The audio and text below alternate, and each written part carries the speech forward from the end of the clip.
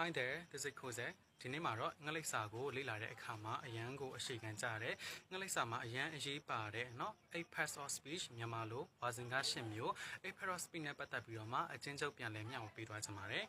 ဟုတ်ပြီဒီရဲ့ eight parts of speech ဆိုလို့ရှိရင်ပေါ့နော်ကိုပြောလိုက်တဲ့စကားလုံးတိုင်း conversation တိုင်းကိုရေးလိုက်တဲ့စာကြောင်းတိုင်းမှာပါပါတယ်လုံးဝကိုပြင်းမလွတ်ပါဘူးဒါကြောင့်မလို့အင်္ဂလိပ်စာကိုလေ့လာတဲ့လူတွေအနေနဲ့စာကြောင်းတစ်ကြောင်းကိုကြည့်လိုက်တာနဲ့ဘယ်စကားလုံးကတော့ noun လဲ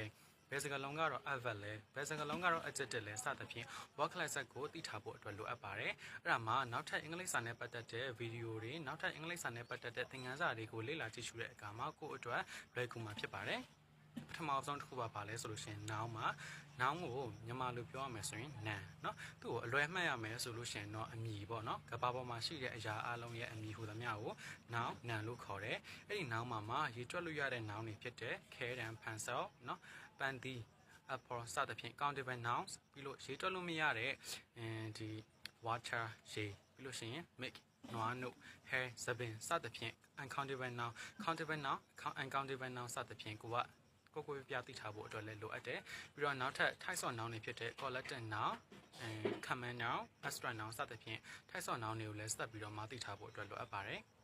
နောက်တစ်ခုကတော့ pronoun ကိုတော့မြန်မာလိုနာမ်စာလို့ခေါ်ပါတယ်ဟုတ်ပြီ pronoun တွေကဘာတွေလဲ pronoun တွေကတော့ I you we they he she it ဖြစ်ပါတယ်ဒီ pronoun က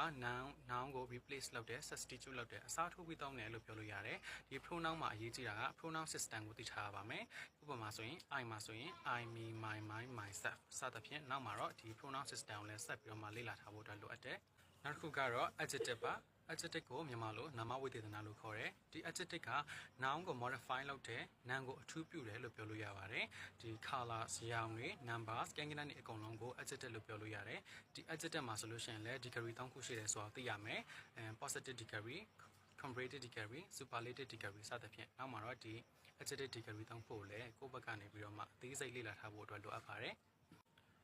နောက်တစ်ခုကတော့ verb မြန်မာလိုကကရိယာပါသူက action လှုပ်ဆောင်ချက်ကိုပြတဲ့စကားလုံး state ဖြစ်တည်မှုတည်ရှိမှုကိုပြတဲ့စကားလုံးလို့ပြောလို့ရတယ်ဒီရဲ့ verb ရဲ့ scope ကလည်းတော်တော်လေးကိုကျယ်ပြန့်နေပေါ့နော်ဒီ verb မှာဆိုရင် main verb happen verb ဆိုပြီးပြန်ပြီးရှိအောင်မယ်ပြီးတော့ tense 12မျိုးဆိုတာလည်းရှိသေးတယ်အဲ့ဒီ tense 12မျိုးနဲ့ပတ်သက်ပြီးတော့လည်းနောက်ထပ်ဗီဒီယိုမှာအသေးစိတ်ပြန်ပြီးသင်ပေးပါမယ်နောက်ထပ်တစ်မျိုးကတော့ adverb ပါမြန်မာလိုကတော့ကရိယာဝိသေသနသူ့ကိုအလွယ်မှတ်ကြတာကတော့ ly နဲ့ဆိုရင် adverb မြန်မာလိုစွာနဲ့ဆိုရင် adverb ဆိုပြီးတော့မှတ်ကြပါတယ်ဒီ adverb က adverb အရှင်ကိုဖြစ်စေ adjective ကိုဖြစ်စေ noun ကိုဖြစ်စေ modify လုပ်တဲ့အထူးပြုပါတယ်